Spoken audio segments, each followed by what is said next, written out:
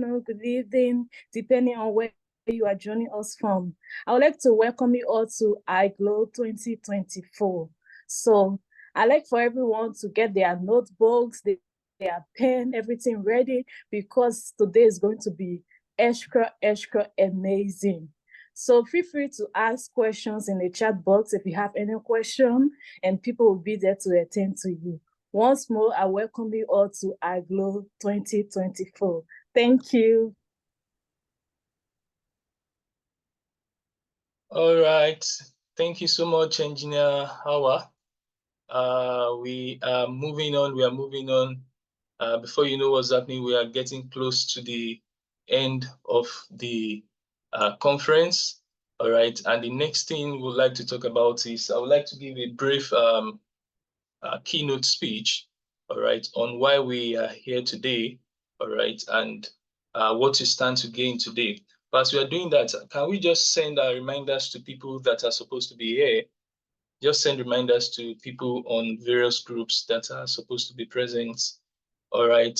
So I have just 3 things to say, and they are all around the theme of today's event. All right, the future. Someone says that the future belongs to those who prepare for it. The future belongs to those who prepare for it. All right, and the question is, are we prepared for the future, or we are just walking into the future? So the theme of this conference is the future of social innovations. All right, so interestingly, we have 3 main aspects, and they represent 3 important aspects of, I believe, social innovation. We have the entrepreneurial aspect. All right, a lot of people want to make a lot of money. All right, but in the process of making money, all right, we are using today to also help you see how you can solve the problems within, you know, the your local communities. All right, then we also have technology aspect too. All right, as we know, there are a lot of tools out there. All right, that in fact we don't even know where to get started sometimes. All right, hopefully by today we also see how we can merge technology and creativity. All right, and produce, you know, an accelerated social innovation. And also we have one of the most important parts, of course, which has to do with sustainability of what we are doing, sustainability of our social ventures. All right, and we have someone that will also be talking about that. So our 3 speakers, we're going to get to meet them in person of Sheon Adebayo, connecting from Denmark. All right, we've been great friends for several years now. All right, we'll be talking about sustainability. All right, then we have Andrew Silingwe, which I just see is just connecting now. All right, and we'll also be talking about tech creatives. All right, and we have Rice Kajila, an entrepreneur, all right, and an engineer as well, and we'll be talking about entrepreneurship. So without further ado, all right, for those that are just connecting, you are welcome to IGLOW International Conference for Social Innovation. This is the 3rd edition. We started in the 2022, all right, and last year we talked about cross collaboration, cross innovation, all right, and then this is the 3rd edition, the future of innovation. Without further ado, we are going to the next item. The Love Umbrella Network. Love Umbrella Network is a movement committed to spreading the knowledge and understanding of agape love to individuals, families, communities, and organizations in practical and experiential ways. On April 2016, Joy and Victor started Love Umbrella as an initiative to build stronger families using the instrumentality of God's Word through teachings and webinars on social media platforms for singles and couples. After several years of learning about love, serving in their local assemblies, and fostering love among friends and families, the vision of Love Umbrella gradually expands into a network of young ambassadors of love, leaders, mentors, families, communities, and organizations working together as a team to spread the message of agape love to every individual, every family, every community, and every organization. Love Umbrella Network currently has the teaching arm, the communities and projects arm, mission of the teaching arm is to teach the principles of agape love and help people grow into maturity of love in all aspects of their lives, with loved ones through sparkles of love, and with their communities through love and light. The Love and Light is a teaching platform for bringing men into the understanding of practical dimensions of love and the power of love. The community arm connects people of similar passion, values, and goals. The Ephesians 525 men and Proverbs 31 women helps provide mutual encouragement for couples, as well as mutual growth towards attaining personal goals and corporate goals. The singles community called Love Culture provides singles with resources, ideas, and opportunities to become rooted and grounded in their understanding and practice of agape love before getting married. The LoveWorks arm provide help to distressed families and communities through LoveWorks charity. Through research and development, LoveWorks also initiates innovative dialogues by assembling and challenging great minds to explore novel, efficient, and sustainable solutions. The LoveWorks Institute trains, prepares, and deploys ambassadors of love to impact love in different communities around the world. Watch out for more interesting programs from the Love Network. For more information, please stay connected to our social media platforms, Instagram, Facebook, Twitter, and YouTube using the handle Love Umbrella. You can also send us a message via email, loveumbrella@gmail.com. Dr. Soon is currently working as Pedagogical and Digital Inclusion Officer at UNHCR. Soon Adebayo has over 10 years of experience and a diverse background in global education, edtech, research, and policy advocacy. His dedication lies in cultivating transformative learning journeys that transcend barriers and amplify possibilities, particularly for learners from marginalized communities. His journey encompasses collaborations with international organizations, steering curriculum improvements, and integrating technology to establish an educational landscape that is both inclusive and poised for the future. At IGLOW 2024, Dr. Soon Adebayo will be speaking on building sustainable social innovations. Ladies and gentlemen, let us make welcome Dr. Soon Adebayo. Pleasure to be here. Hello, everyone. Thanks for the wonderful introduction, and really appreciate the LUN team. I know Mr. Victor keeps saying I'm part of the team, but I know I'm not in the day-to-day running of the operations. I need to recognize and appreciate all the efforts and the team members working tirelessly and sacrificially to make LUN a success and with a great impact. I know I have about 20 minutes to speak on sustainable innovations, and maybe just to mention that I would like to just, share a bit about my work, and hopefully we can get some ideas on how to, have sustainability in our social innovations. The word sustainability is quite very huge, and it's something that even as an organization, UNHCR, in our work and our programming, we're still looking for ways to ensure that we have sustainable programming. I'm just going to share my slide briefly and then talk about, the work that we do, particularly within the education section of the UN Refugee Agency. And I'm hoping that with this presentation, you're able to get some ideas and insights, and we can discuss further during the Q&A. So just want to kindly request if the host can grant me permission to share my screen. All right, it's done. Oh, thank you very much. Okay, so just gonna put on my screen.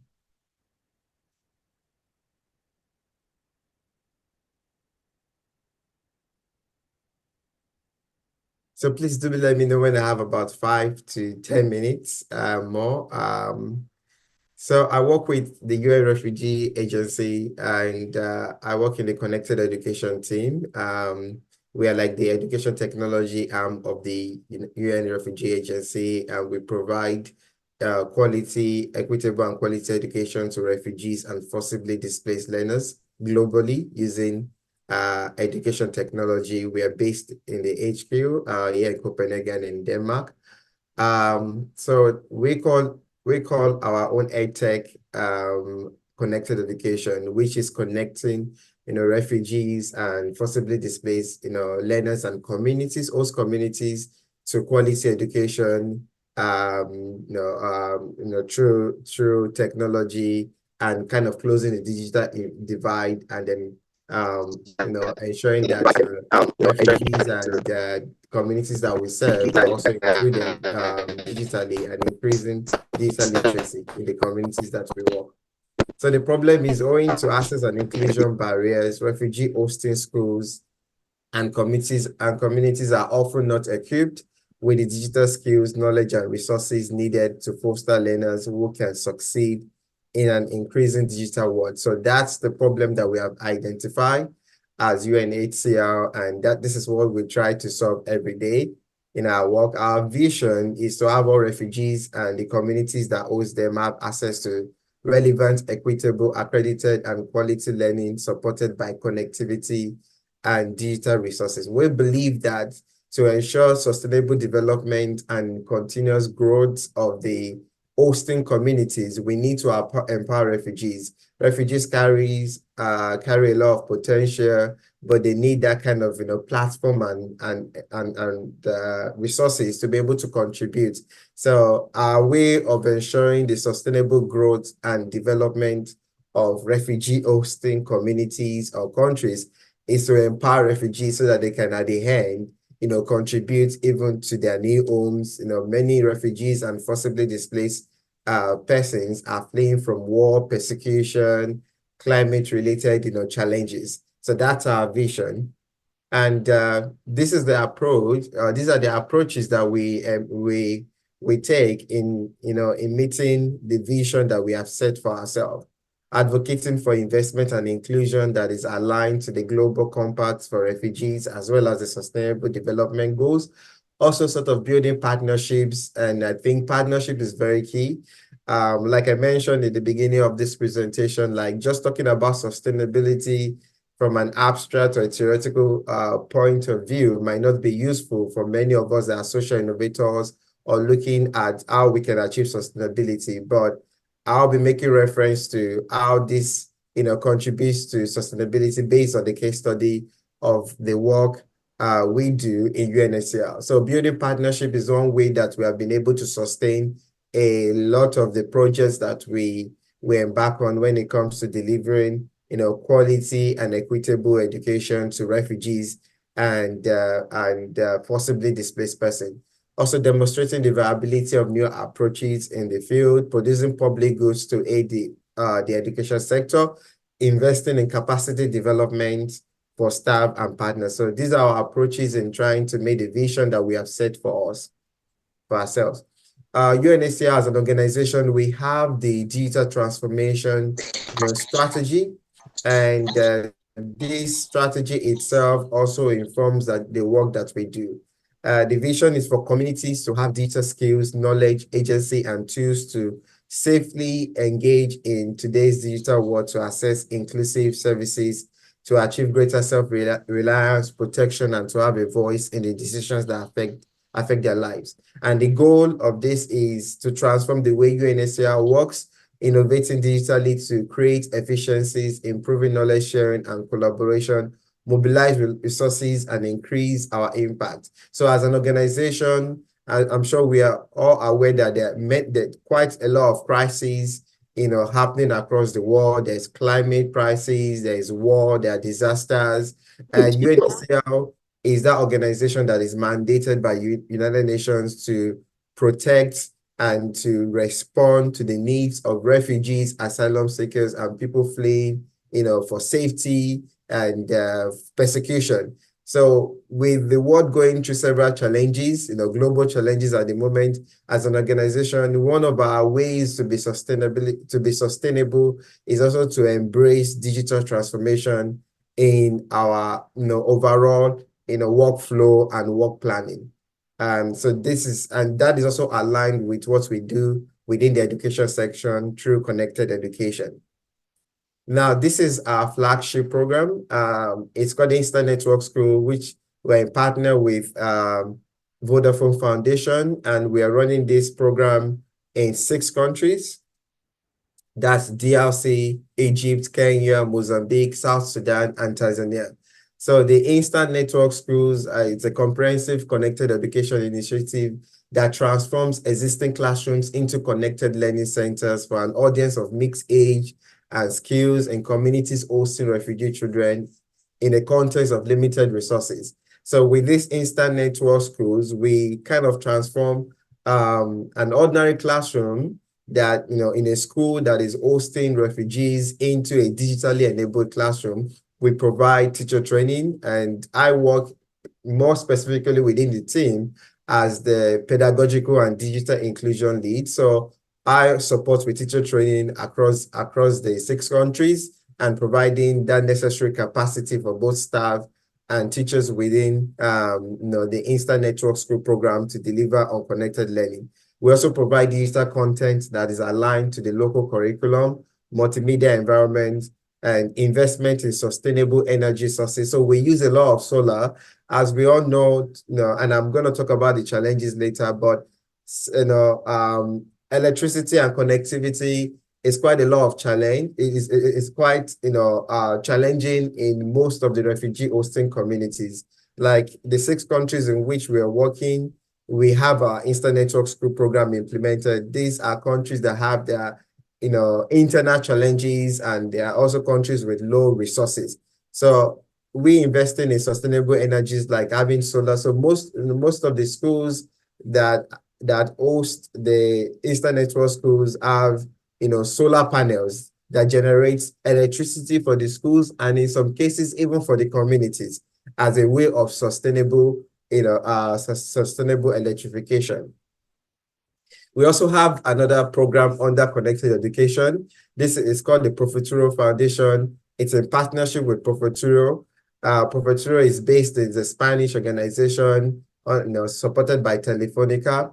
And similar to the Instant Network Schools I just presented earlier in the previous slide, we also developed, connected education for primary schools for refugee children. So at the moment, Instant Network Schools target secondary school students. So we have this Profuturo as a program that targets primary schools, and we have it in 3 countries as we speak, in Rwanda, Nigeria, Zimbabwe.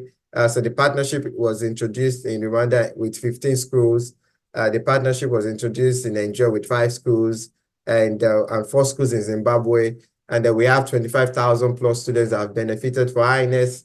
There was a graph of type of impact. More than 300,000 students have been reached with INS. So that's why it's our flagship program. So, but the Profuturo, we're also doing very similar. It's also similar. Tablets are provided for primary school students and teachers, and teacher training and content also provided. So in total, we have about 24 schools that we have the Profuturo program. Now, what are the key challenges? I'd mentioned earlier, the first is connectivity. This remains a challenge in host communities and in discussion, and we are always in discussion with partners to resolve the issue. I'm going to talk about some of these partners. So for us now we have about more than 10 or 15 countries that we are providing connected education programming and support across the world. And connectivity continues to be the major challenge, connectivity, internet access, and the likes. So we are working with several partners as a way of building, sustainable connectivity. And like I did mention, part of our vision aligns with the Sustainable Development Goals, with a deadline of 2030. It's very close. So there's a need for us to, invest more in building meaningful partnerships. Another challenge that we have within the connected education programming is solar maintenance that requires further engagement with solar power consultants to support maintenance. In other words, having locally based, because sometimes we have to, get, consultants flying in to provide that sort of maintenance. So as a way of as a way of achieving sustainability, we're also looking at, enabling and, training, local professionals that can provide such maintenance.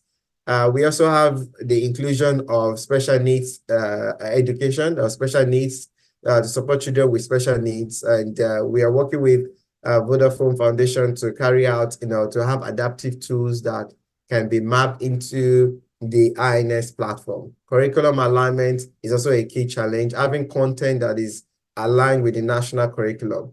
The global UNHCR education strategy is to ultimately have refugees integrated into the national, system of their host country. That's also our own way of sustainability when it comes to the long-term education of refugees and asylum seekers, and so that they're able to integrate into the national system of their host countries. So to do that, we need to have curriculum, content that is available to refugees aligned with the national curriculum of the host country for them to be able to integrate easily into the national education system. The high turnover of coaches and teachers requires continuous capacity building and training. A lot of refugee teachers, for example, that work within our connected education program, they don't have the skills or the experiences. So we constantly have to do training, working with the country team, have to provide this training to them. And the last challenge is also sustainability. It's still a challenge, even while we are putting in measures and exploring different ways that we can ensure sustainability in our social innovation. As you may see, is a lack of predictable and long-term financing, integrating into national priorities and planning and co-design.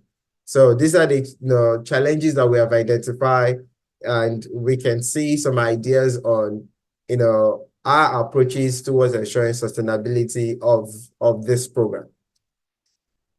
Now, some of the additional efforts that we have put in place to ensure sustainability is to work with partners. And one of the partners that we have is Learning Equality. And so we partner with Learning Equality, using their platform, Colibri Fly. They provide content. I talked about content that is, aligned with the national curriculum.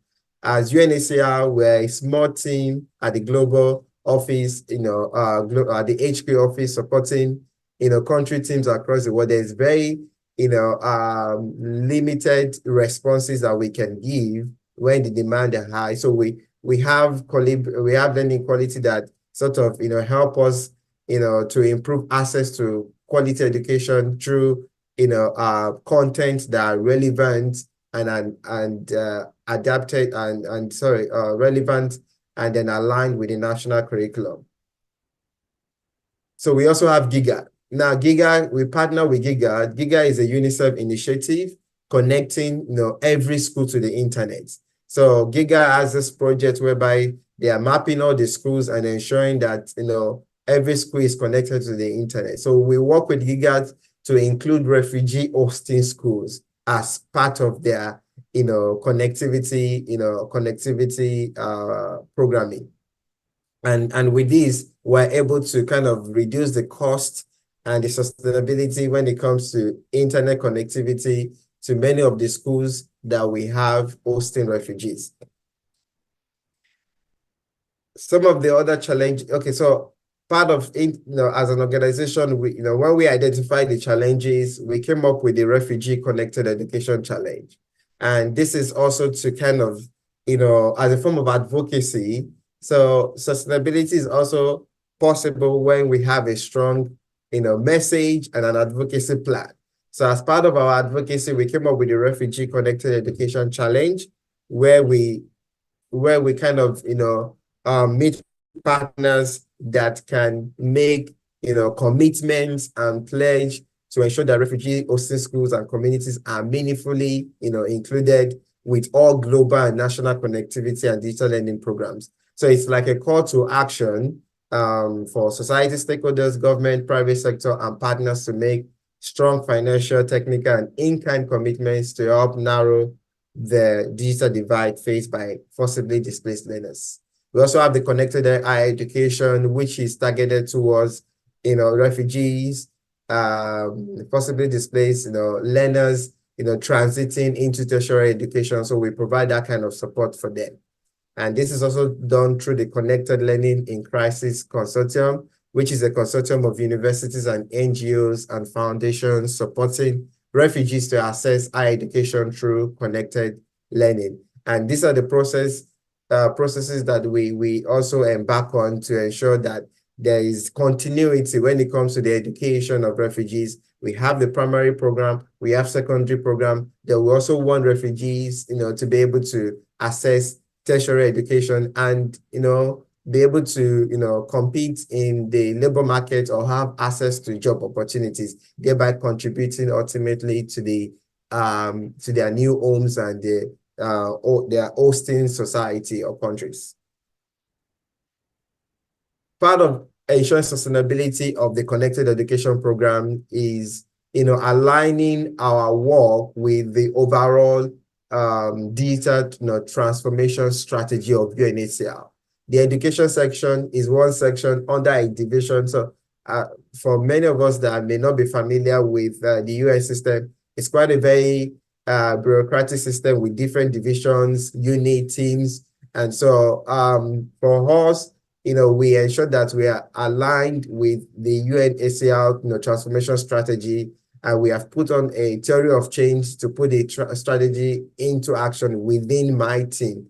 Also strengthening monitoring. Monitoring and evaluation is quite key to ensure that a program is sustainable over a long period of time. Evaluation, similar research publications. We also publish a lot of our findings and lessons, reflections from implementing the programs. And this kind of helps with our feasibility and advocacy to get more support. When, partners understand what you're doing, then you are able to convince them to be part of the journey for a long haul. We also have the knowledge management, where we, the Connected Education website of the UNHCR. We upload a lot of content and materials and resources that are useful to anyone working within this space. Now, as I close, my reflection so far,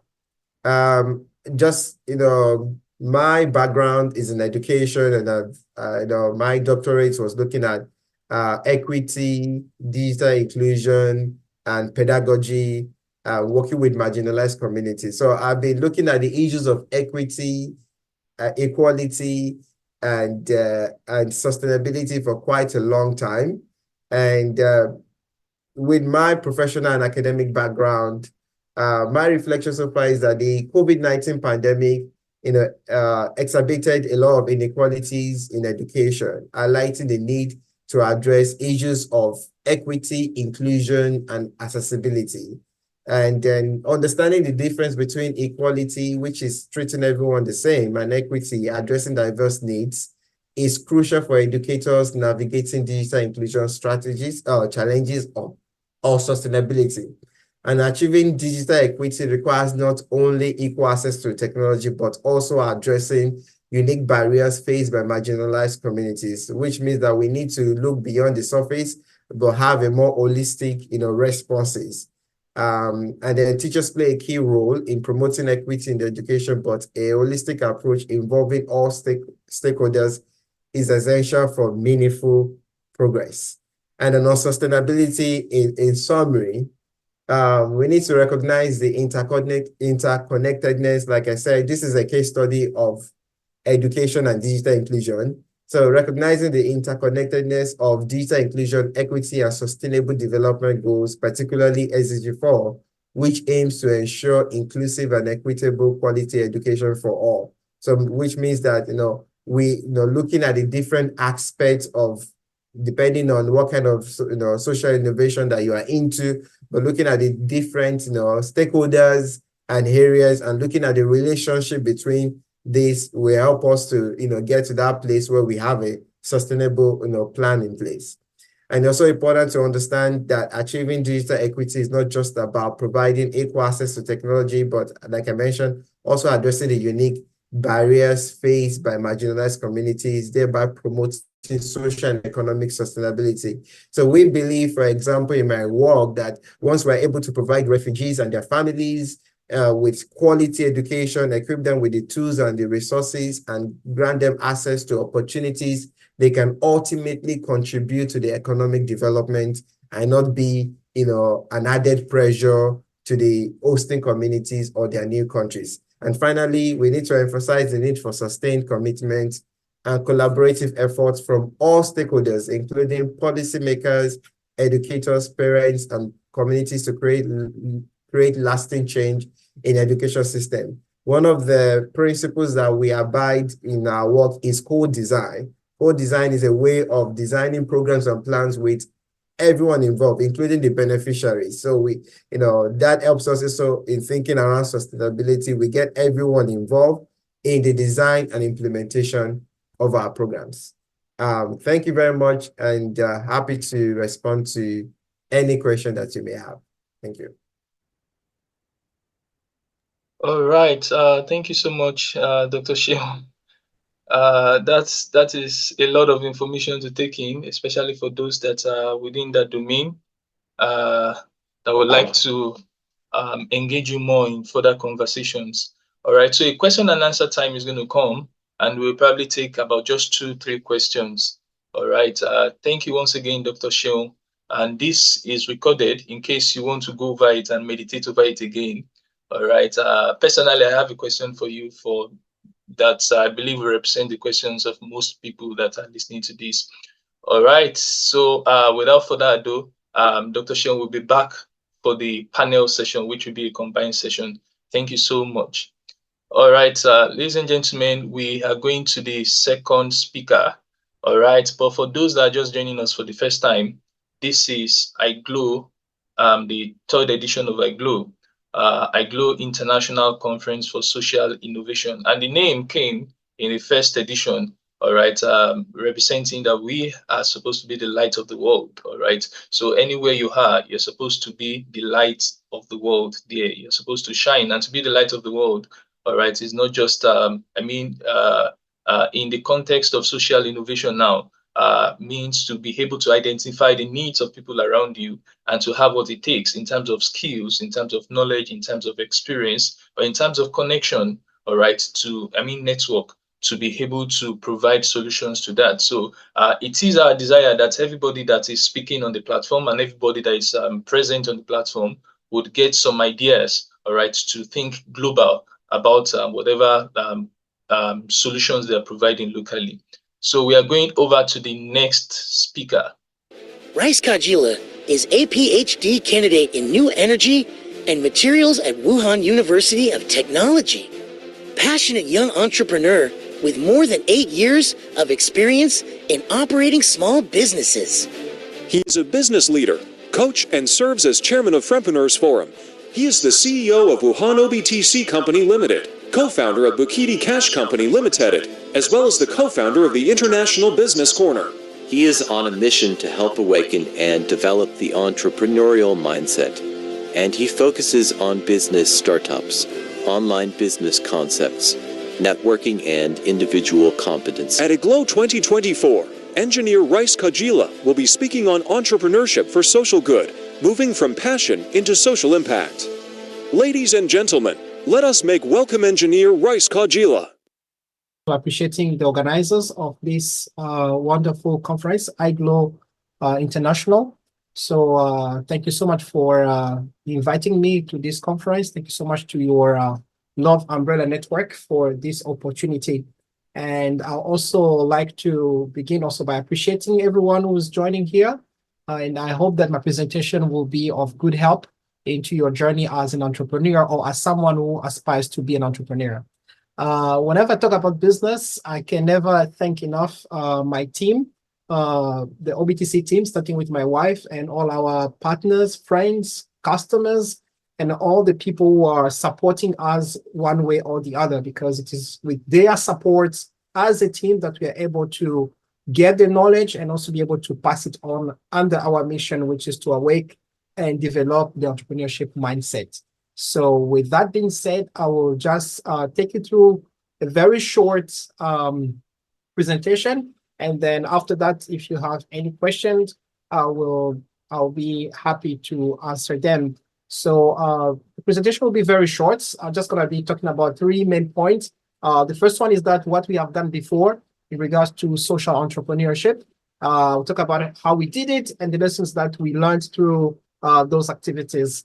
Secondly, I'll be talking about AI as tool for entrepreneurs. You know, we are living in the AI widely spoken topic in the world right now. So as an entrepreneur, if you don't know how to use the AI tools to your advantage, then you will be in big trouble. So I'll be brushing through that one, and I hope it will help you. And then I'm going to conclude with that one. I'll just go ahead and also share with you on the first point, which is in regard to what we have done before and how we did it. It was not mentioned in my introduction, but I would like to tell you that with this mission of our company, we have been able to train a lot of people, like hundreds of people, because we have organized more than 350 plus webinars on entrepreneurship. So you can imagine it's massive knowledge that we have been able to pass on. But I'll only talk about the most recent one that we have done with the Congolese Association here in Wuhan. So we organized this very interesting tournament.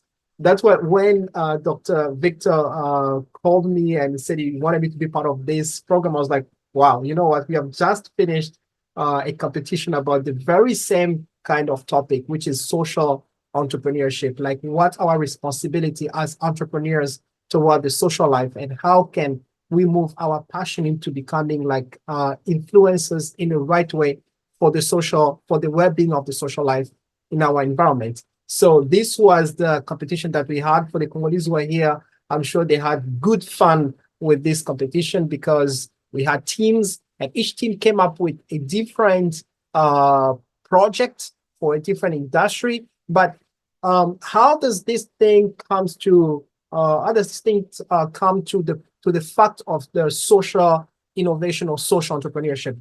Now, when you check the objective of this tournament that we organized, it was to encourage the Congolese students in China, which can be any other country, to apply entrepreneurial skills in addressing social issues, because you cannot talk about social entrepreneurship without asking yourself a question like, what am I fixing in the social life?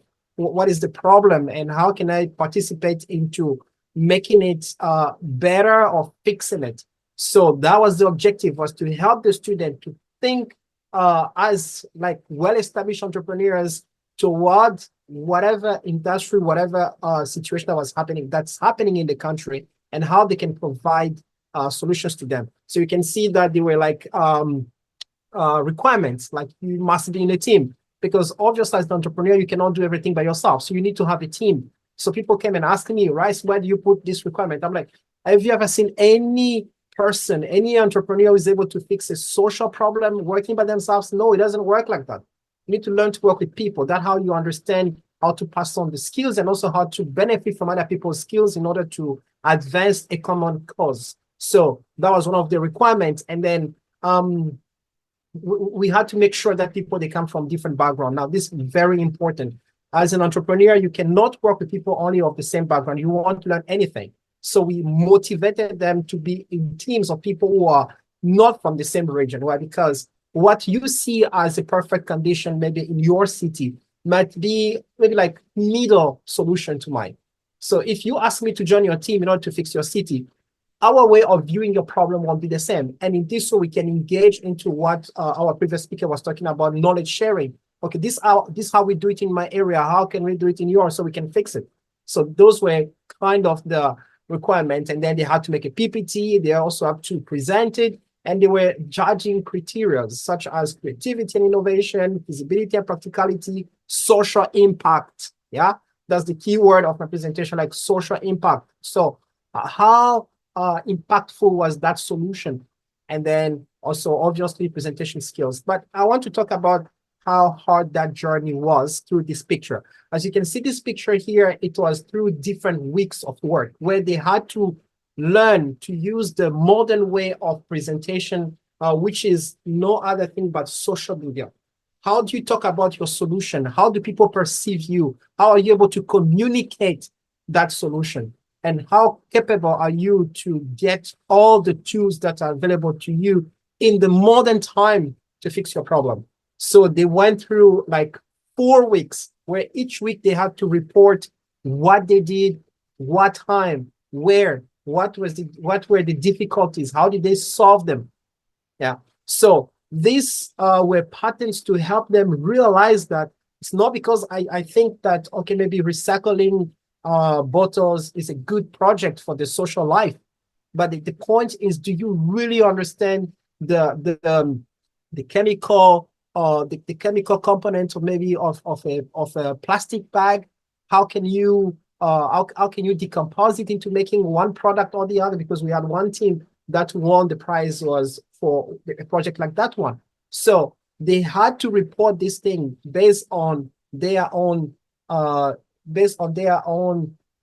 progress. So this helped them a lot. Can you still see my screen? Hello, can you hear me?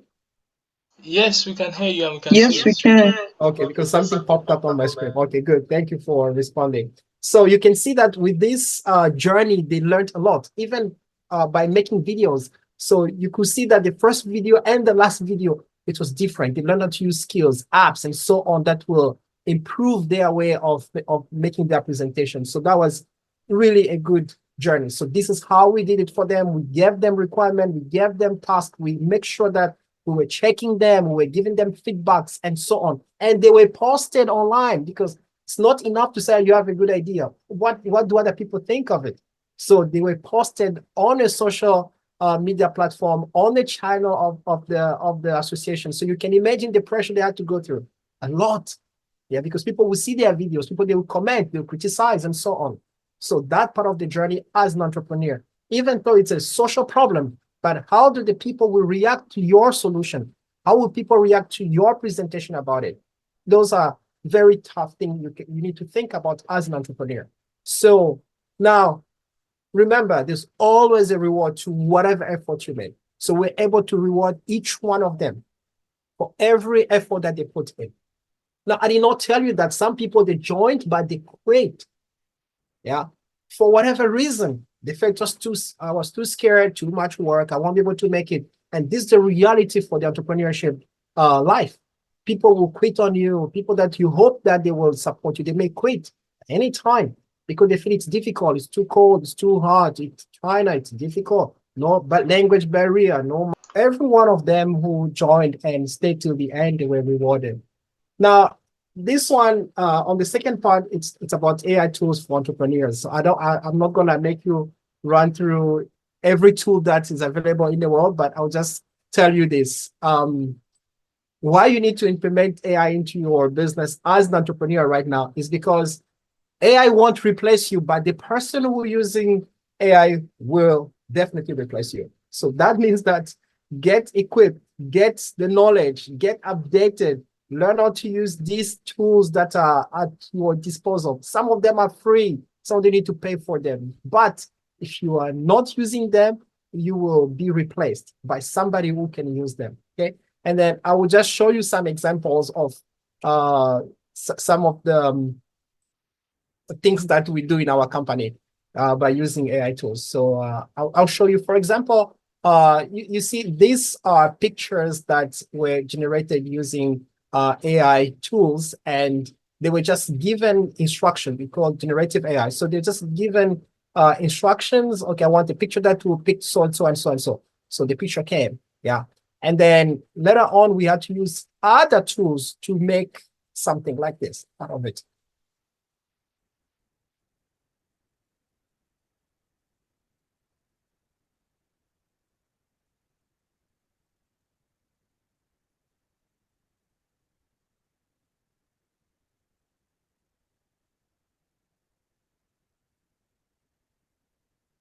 All right, I don't want you to get lost into that one, but you can see here that how do AI tools can help. What actually you are hearing is a poem for Chinese kids, because they need to memorize this poem in their kindergarten. Yeah, so they need to memorize this poem, and it's talking about the goose, right? So Now, by using AI tools, we are able to generate pictures of gooses, right? Of geese, and then we're able to connect them to make animated videos made of pictures. So in this way, when a kid is learning, is able to see what exactly is saying, right? We're talking about social impact, right? How are your solution helping the social life? Because people learn easily when they can see. So if a kid will repeat this song and he can see the pictures or the animated pictures of the geese, is able to remember what exactly the poem is all about, not just memorizing it without having an image about it, right? So this is one. The second one, I hope you enjoy it as well. This one also I made from a picture, so you can, oops.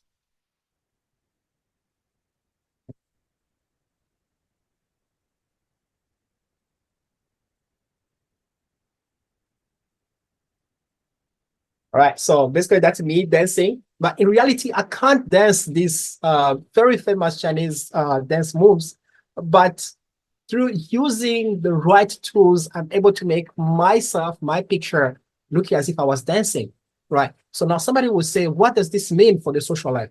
This could mean a form of satisfaction that, oh, finally, I also have some form of satisfaction that I can dance, even though I cannot really reality dance, but I can see myself as if I was dancing the same song, right?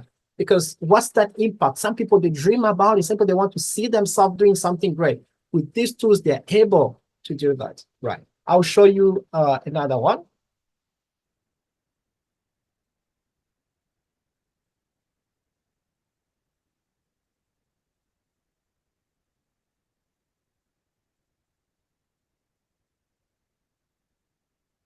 Yeah, so this another one as well. It's actually a picture, right? Actually the picture of my wife. And we're able to use tools to make her sing songs that obviously she cannot sing so professionally. But by using the right tools, we're able to generate this kind of content. Now, how many people out there, they wish they can sing some songs, they can feel happy about themselves. Some people are depressed because their friend can sing, their friend, they have good videos online where they can sing, right? But they can't. So, but using the right tools, you are able to fill that gap, right? Just through a picture and the right tools. So remember, we're talking about social impact. The things you are designing, how are they helping the people to feel better? It's how are they form of solutions to the society? So keep that one in mind. And almost done.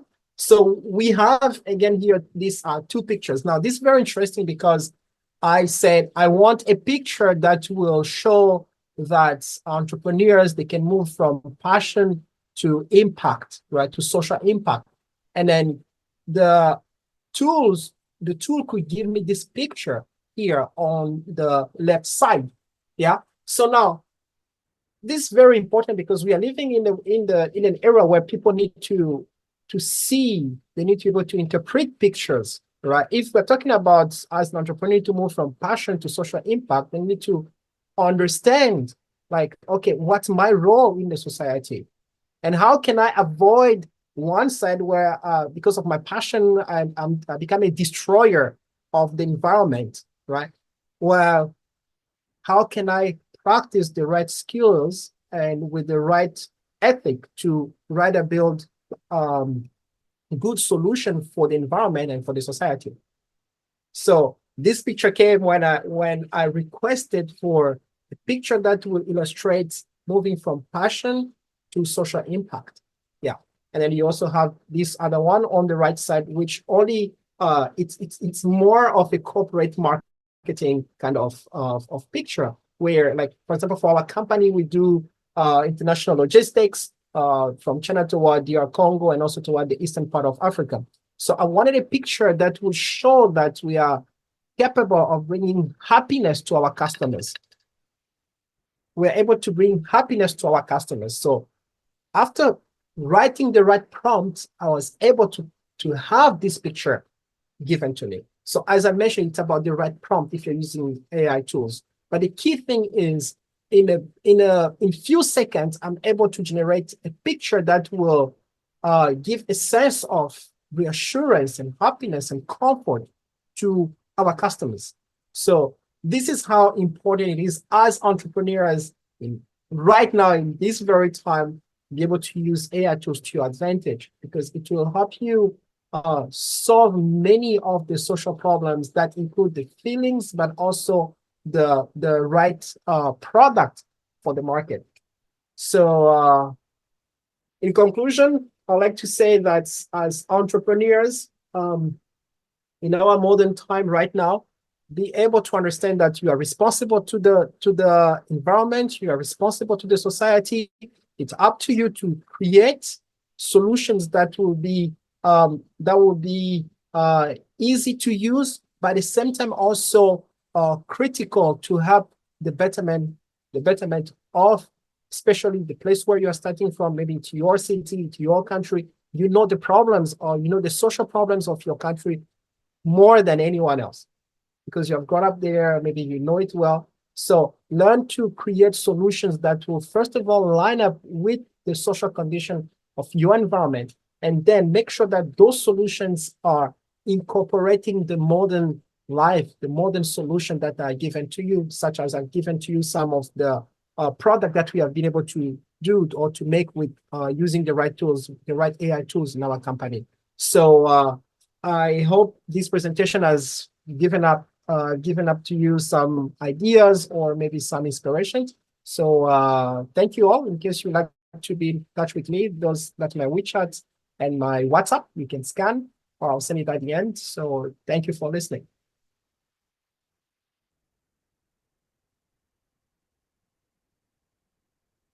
All right, thank you so much, Engineer Rice. Kajila, please let's show our appreciation to Engineer Rice for showing us, even some of the practical tools that they use for work without keeping it to himself.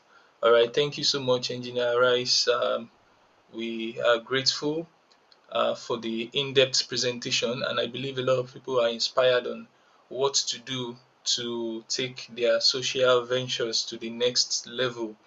All right, and what will give us joy and satisfaction is if you can start identifying problems that you can solve, all right, or ways to solve those problems in a better way, even after today's session. Our next speaker is actually currently on the road. That's Engineer Andrew. But let me confirm if where he is, we can get to hear from him. All right. Meanwhile, if you have questions, please send the questions in.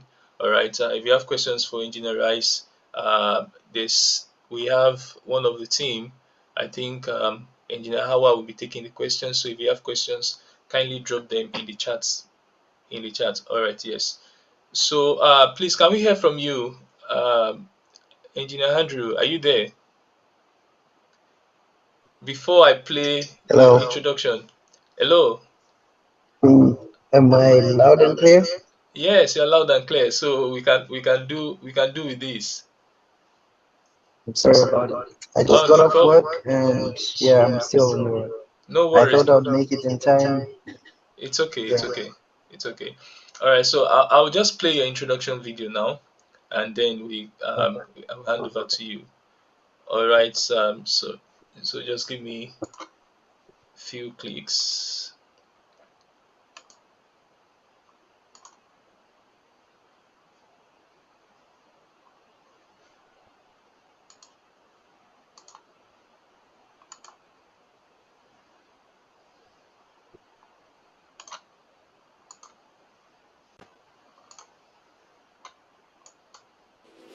Andrew Silong was an electronics and mechanical engineer, robotics engineer from Zambia. He currently works in Shenzhen, China for Microchina Manufacturing as product development engineer.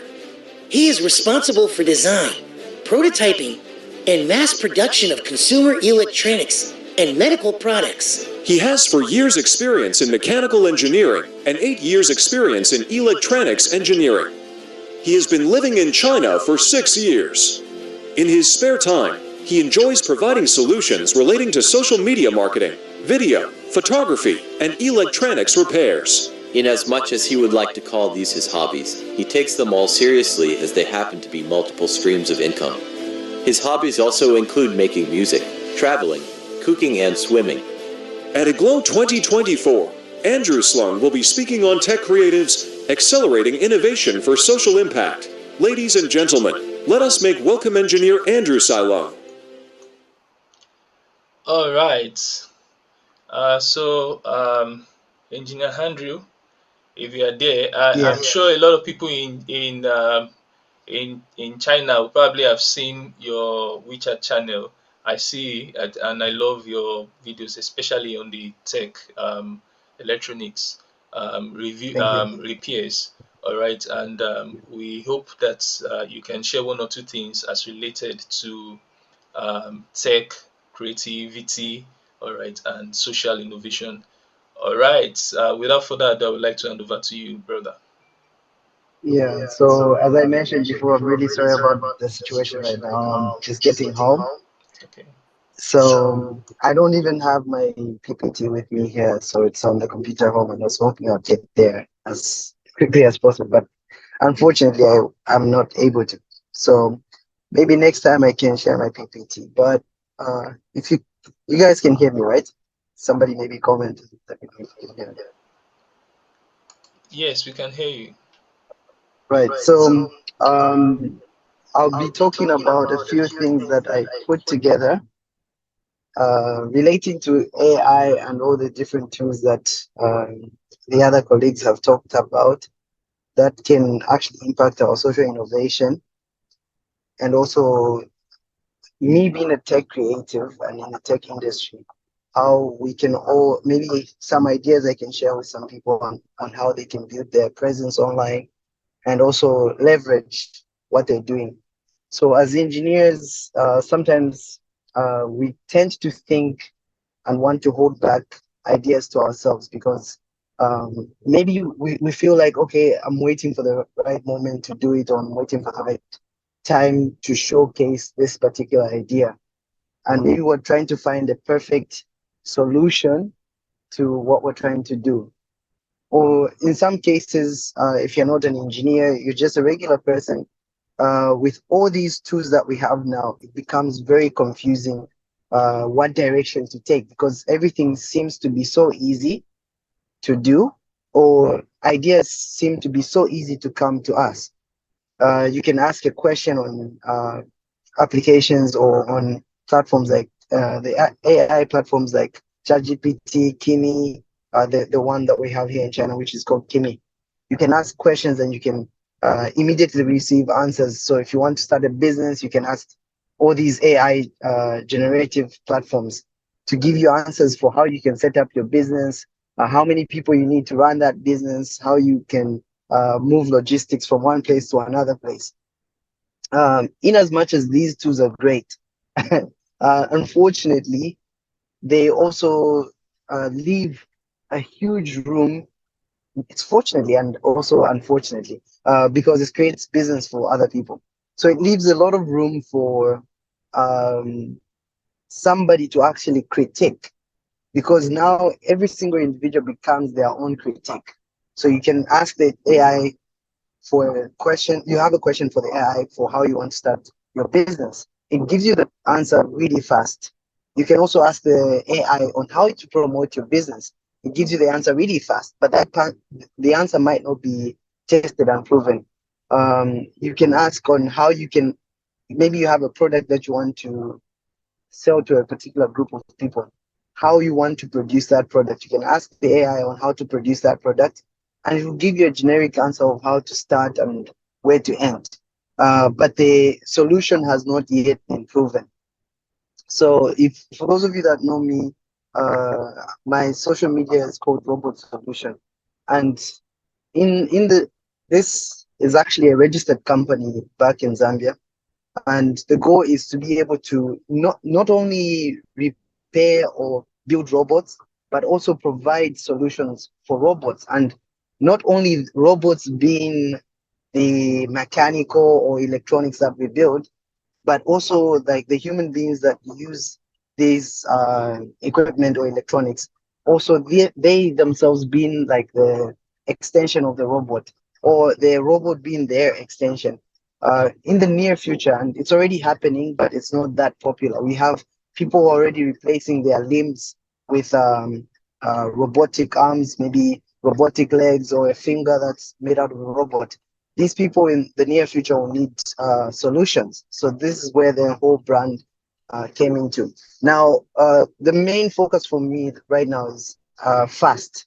So everything is moving so fast, and everybody wants to have a presence really fast. So yeah, maybe for, I don't know, for everybody that's in this meeting, maybe you're graduating from school, or you're still in university, or you're running a business and you want it to scale up really fast, or you want to graduate and find a job really fast, or find something to do really fast. And from my personal experience, and also what we do in our company, is we slow things down to a point where we try to identify the problems. Because when you're moving in the fast lane, you don't actually see the distractions on the sides.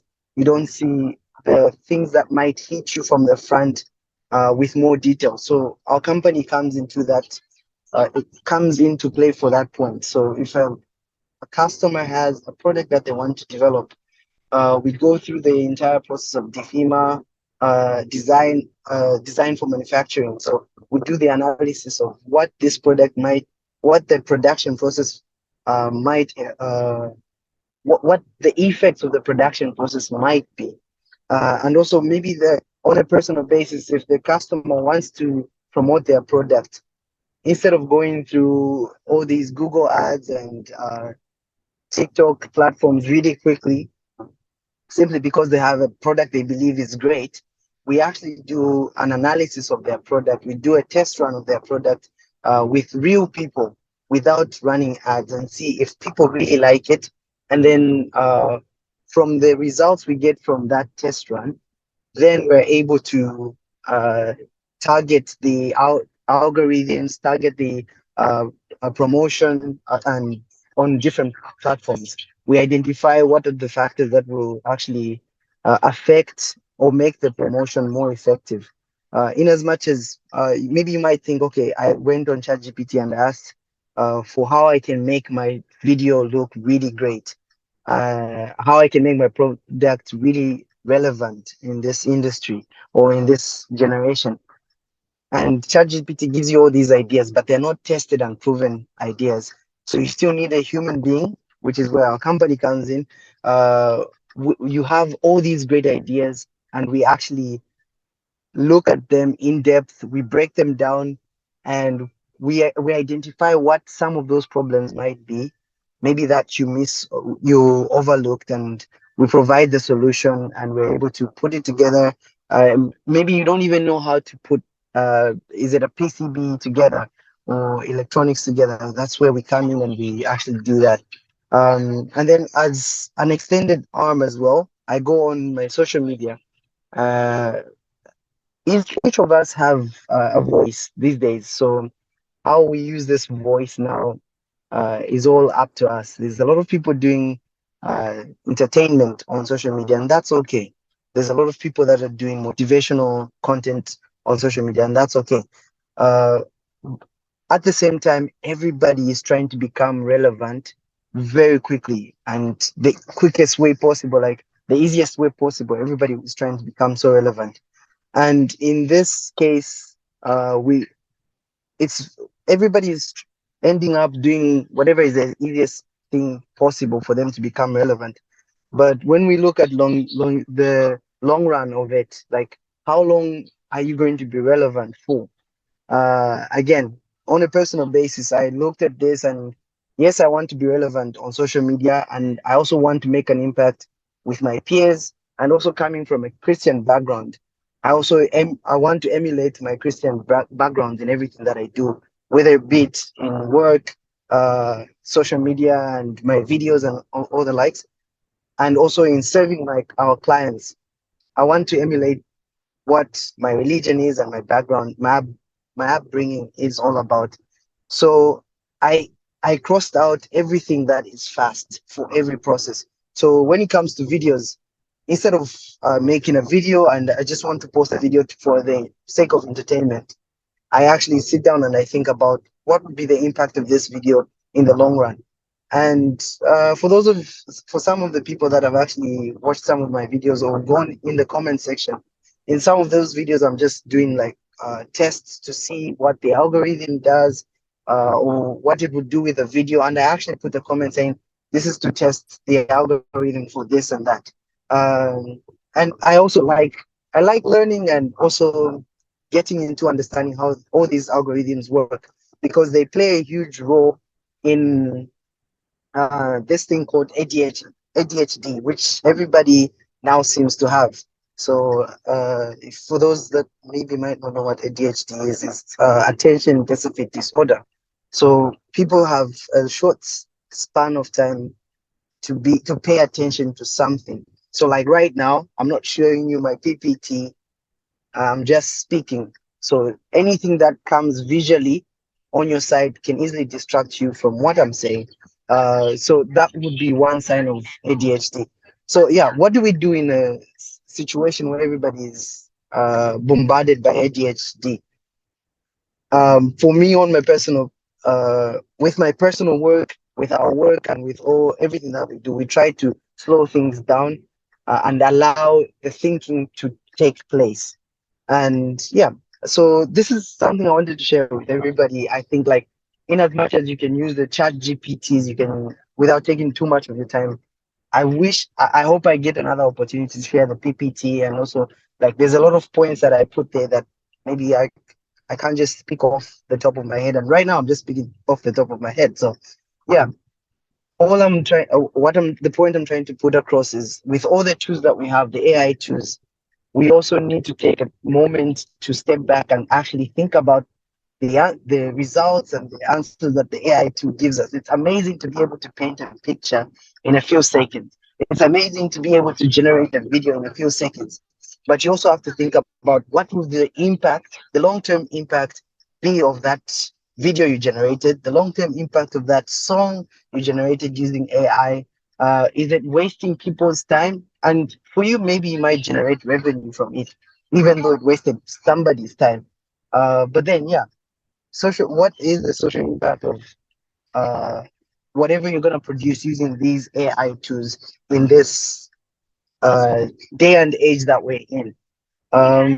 This and I would like to I know maybe I'm wrong. I can see most of the people that are on this conversation are brothers. So by brothers I mean African or of African descent of some sort. And you can correct me if I'm wrong, but when I looked through, that's what I noticed. And one thing that we do lack is brothers who are able to motivate one another in the direction of being able to make an impact socially that is a positive impact. And I don't mean like entertainment is not a positive impact, but we're still waiting for our own brothers and sisters to develop something that the world is still like thinks about, whether it be it in tech, be it in medicine. We do have names here and there that have done things, but we're still yet we're still uh, yet to see one big name up there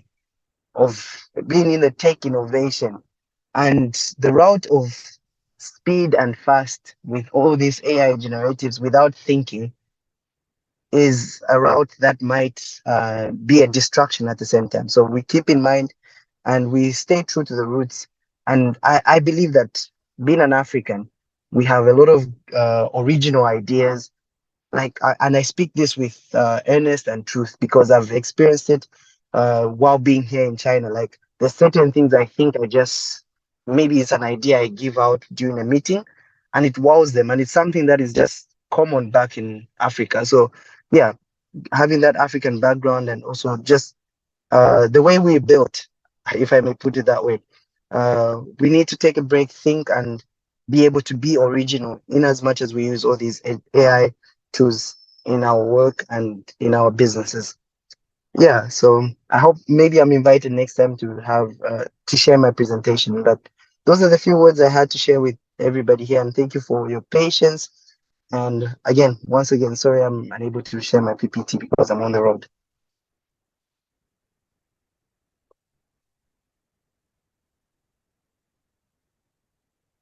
All right, sorry, I didn't know I was muted.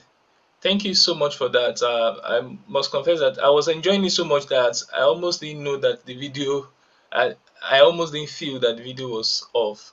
All right, thank you for that. We are getting closer to the question and answer.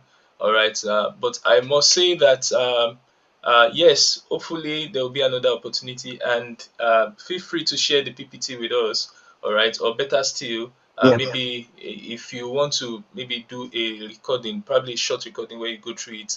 All right, that is also highly welcome. We'll definitely upload it and share it with our audience. All right, so before we go to the question and answers, I would like to also say, because one of the things that he talked about is the need for people to arise and solve real problems. All right, and for you to solve real problems, you have to acquire the necessary skills that are needed.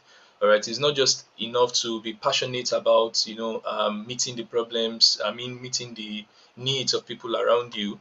It is important to have the skills to be able to do that. And I actually hope that it will maybe talk about that during the question and answer session. All right, and prior to this conference, we were able to get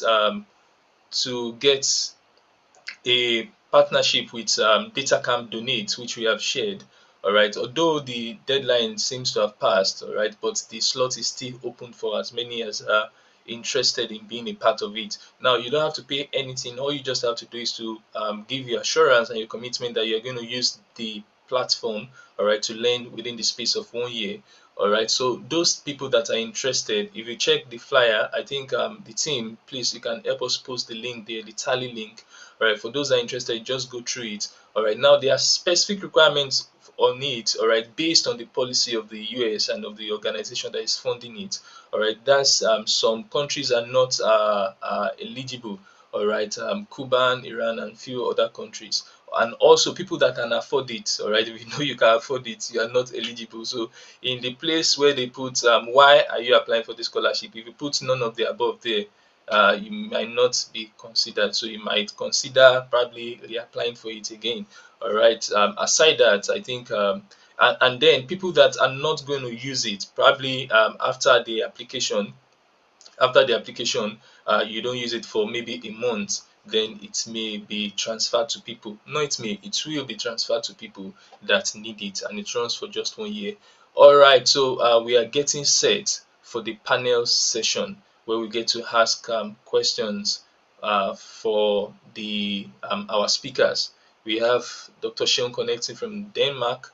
All right, we have Engineer Rice connecting from, I believe, Wuhan. He's always traveling around the world, so I'm not sure where he is currently.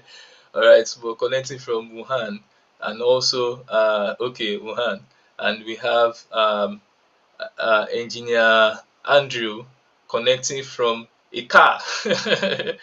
From connecting from, I thought you probably turn on your video because this conference is social innovation, all right? So I mean, even being able to present make a presentation from the car, all right, it is for I'm me. out of the car now. Yeah, well, that's brilliant. For me, it is actually a display of social innovation. I mean, it's about solving problems, right? Yeah, and you just solve the problem now. So I would like to humbly request our speakers to turn on their videos as we take on the question and answer. Wow, so that means if we had waited this long, we would have gotten home, right? All right. So we have Dr. Sheon here. We have Engineer Rice here, and we have Engineer Henry here. I think the first question goes to Dr. Sheon. All right. And the question says that you talked about partner organizations, right? That you have partner organizations. So I think there are some people that are already eyeing becoming one of the partner organizations of the United Nations. All right. So and we have quite a lot of people that are passionate about social innovation here. Some have already gotten started. while some are just warming up to get started. All right. So the question is, what does it take to be a partner organization? All right. As a new player, all right, with the United Nations, either with the Refugee Agency or any of the other parastatals. Thank you so much, Mr. V, and great presentations to Engineer Rise and Andrew. Really insightful to learn about what you're working on and the impact you're making. So in terms of partnerships, I would say there are different levels of partnerships, and what I would advise that depending on the vision, the goal, and the reach of your work. For example, there are some international organizations that are very interested in partnering with locally based organizations. And within the UN system, we also have country operations or country offices. For example, there's UNHCR in Zimbabwe, in Zambia, in Nigeria, and national offices. So maybe reaching out to that. But if you have a global outlook and you're operating in more than 1 or 2 countries, then that would entail a different level of partnerships. But what I would say is that there is a saying that you can think globally but start locally. So while you have a more global outreach, but kind of look at the locally available partners that you can build relationship and build a good network. So that would be my response to that question. All right. Thank you so much for that. But I still have one corresponding question. So, like, what are the steps? Is it like there will be an application or something to be considered or to become eligible for that? Maybe this is just that advisory based on my experience supporting a lot of organizations with um, community or social sort of problem solving vision. One, you need to have a structure. You need to have a clearly defined vision, goals, and be able to prove that like a proof of concept. You need to be able to clearly show that you're actually meeting a need and there's a structure and system in place. Because if, for example, a funder, a partner, there are many partners that offers grants and funding to organizations as a form of partnership. They will request for like registration. Are you registered? So I think meeting the basic requirements for having an organization, which is registration, having a structure in place, and then being able to have a proof of concept of your idea, innovation, or solution. Yeah, I would say that should be this. All right, thank you. I was going to ask that. Hope attending a conference where you presented also counts. Definitely, it's all part of networking, and also networking is very, very key, very important. Networking with the right person, because sometimes when you find yourself in some circles, we're able to get access to information on the opportunities that are available. So it counts too.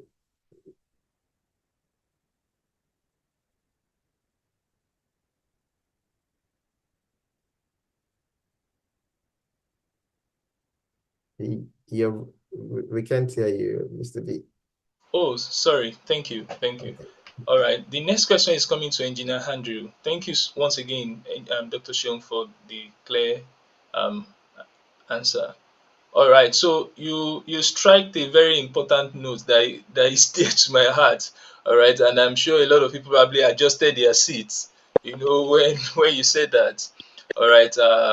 That there is need for us to arise, right, and solve major problems, all right, around the world, something that will be lasting and sustainable, all right. And I seriously believe that what even determines what kind of problems people can solve is actually what they know. I mean, the dots, I mean, your knowledge framework will determine how you see the world.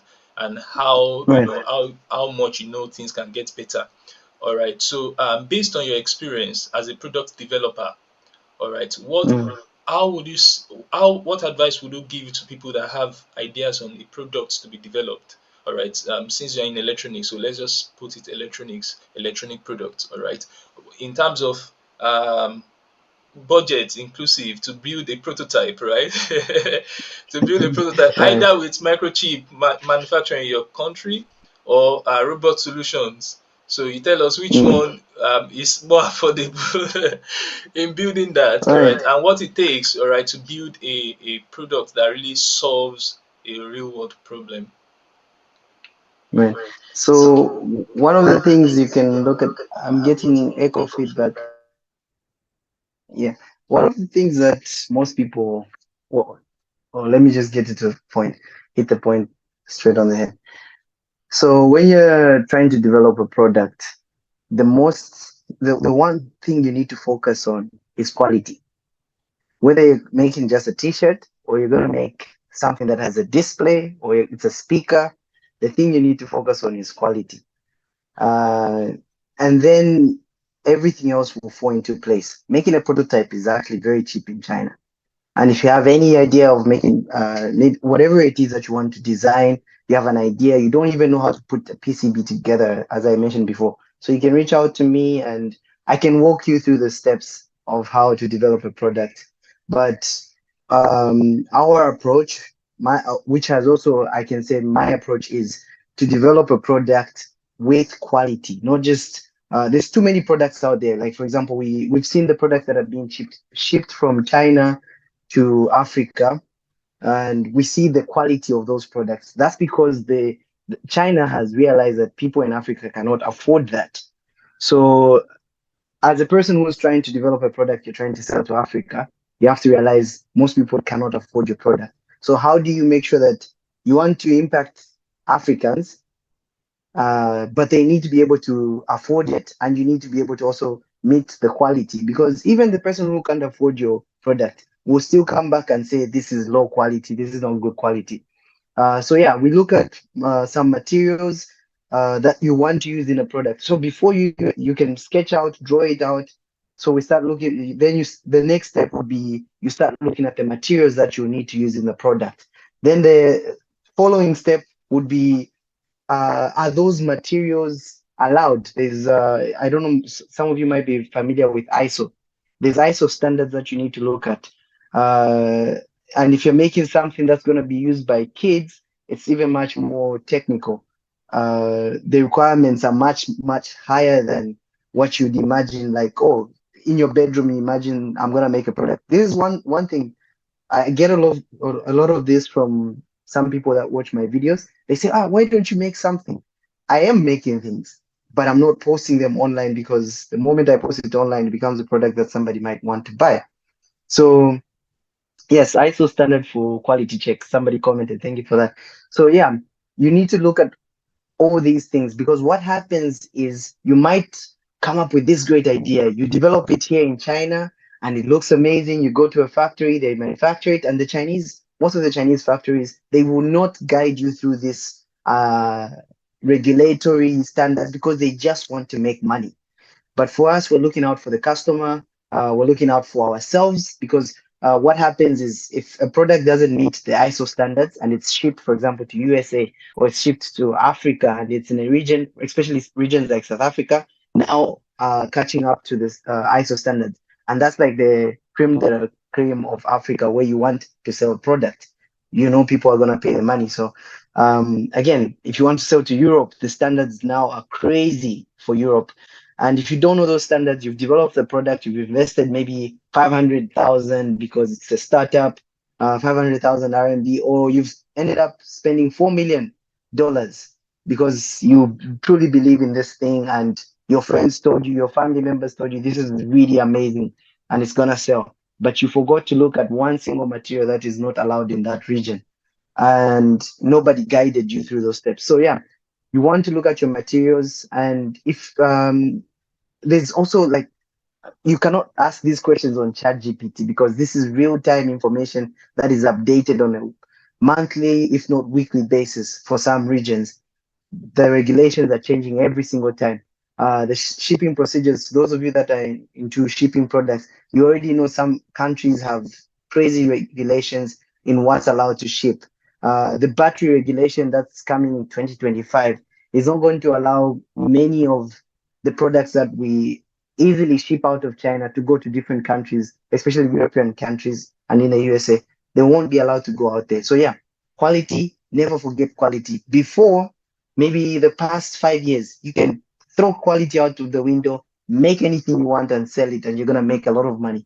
But now a time is coming because in as much as everything is fast with this AI, the environmental regulatory boards are trying to minimize the amount of consumption in energy and so many things that are happening in the manufacturing industries. And here in China, we've got at least over 500,000 manufacturers.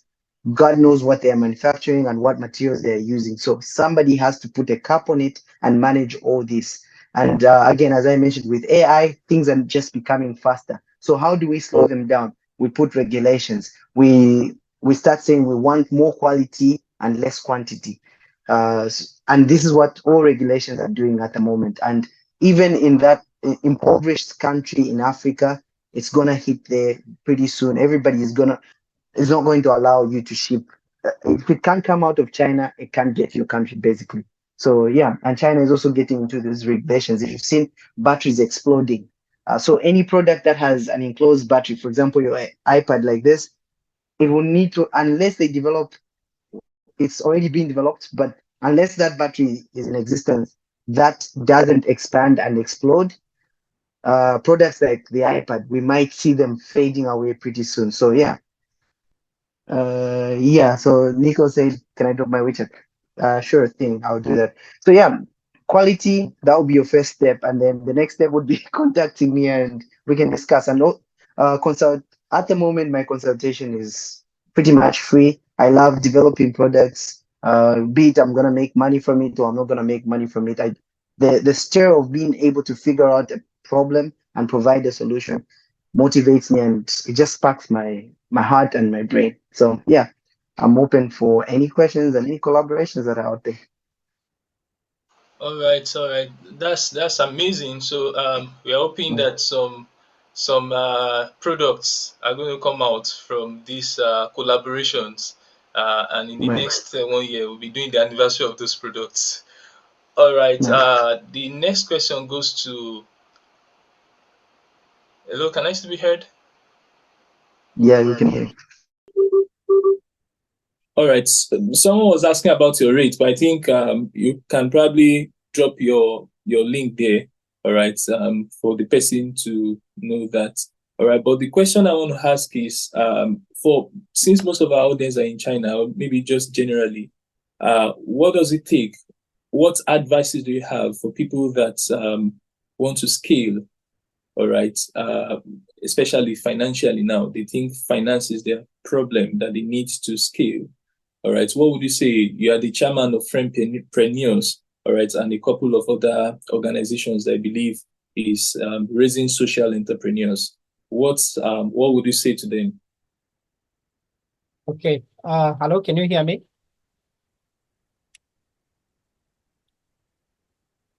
Okay, all right. So the question is about how can you scale up your business?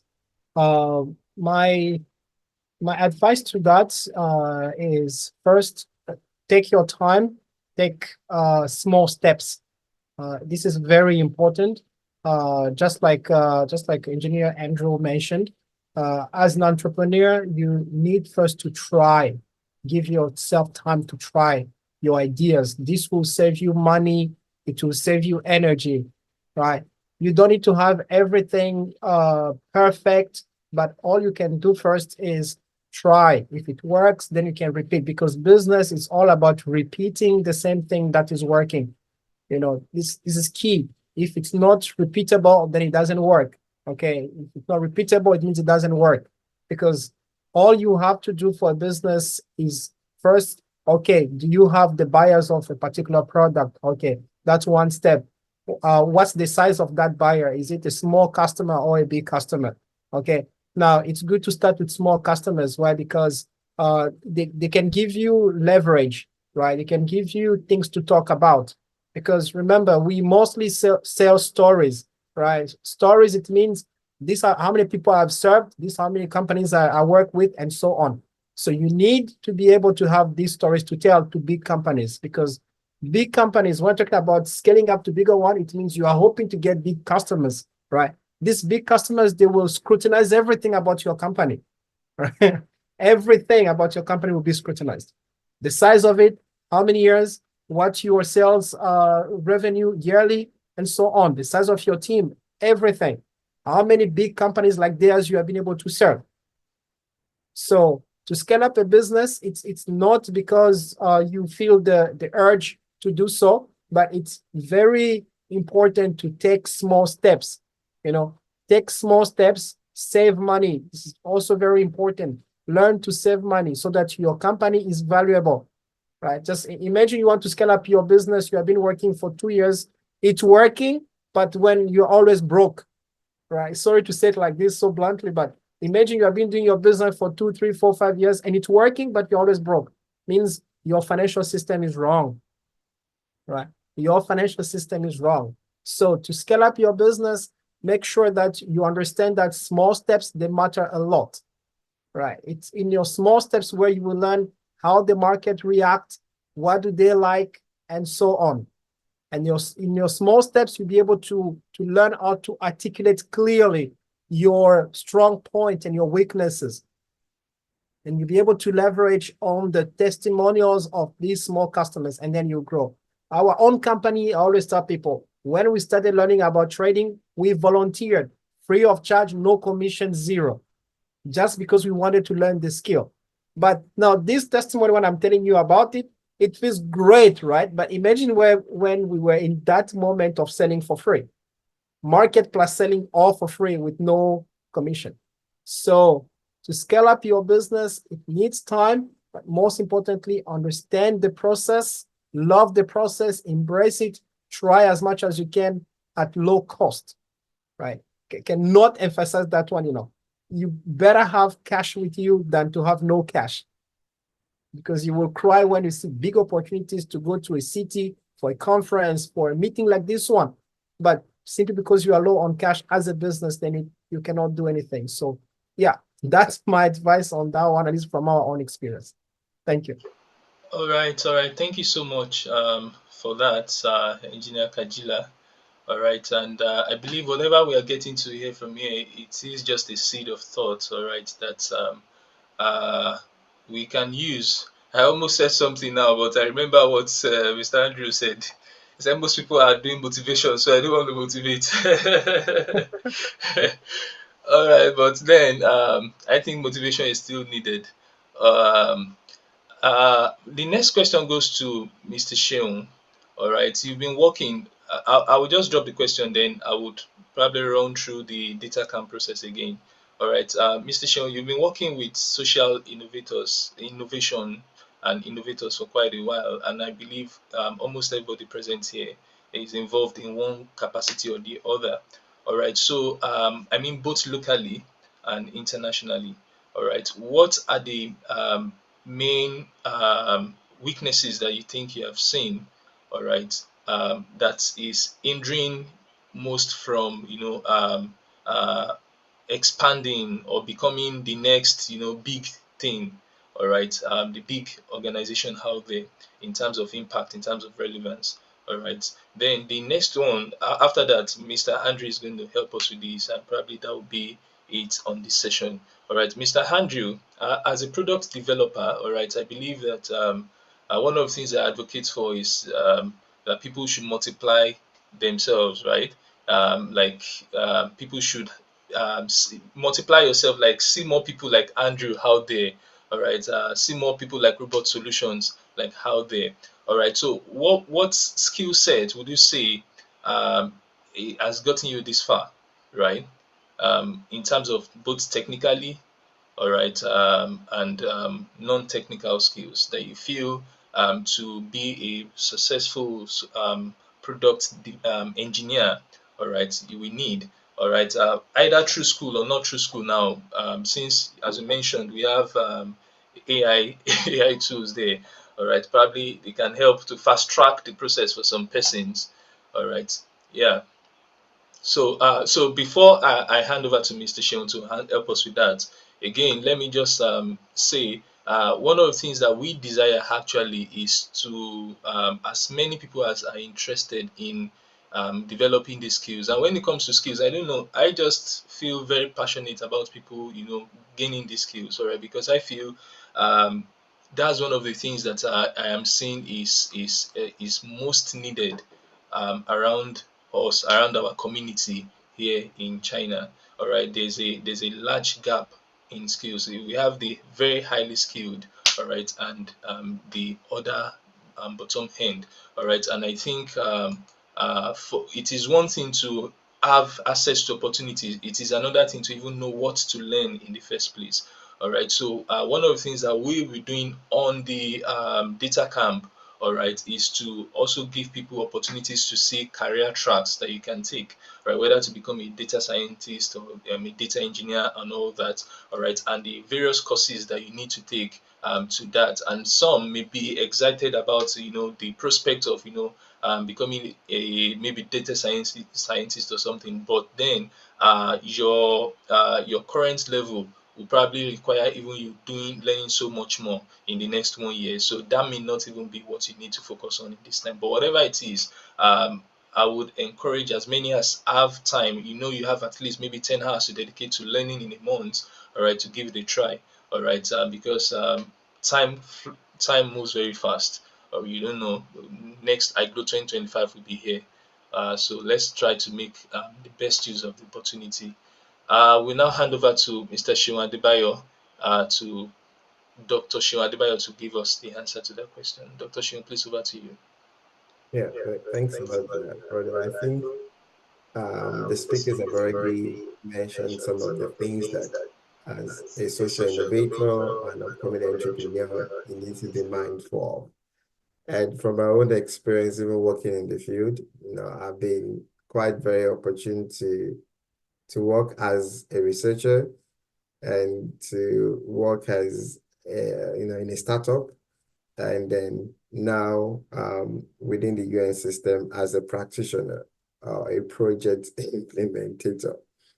I would say, maybe just to recap some of the points that have been made. The first will be, to have a clear proof of concept, and which requires you, like the other speakers have mentioned, taking things slowly, being able to ensure that what you're producing is not just adding to the quantity or the quality.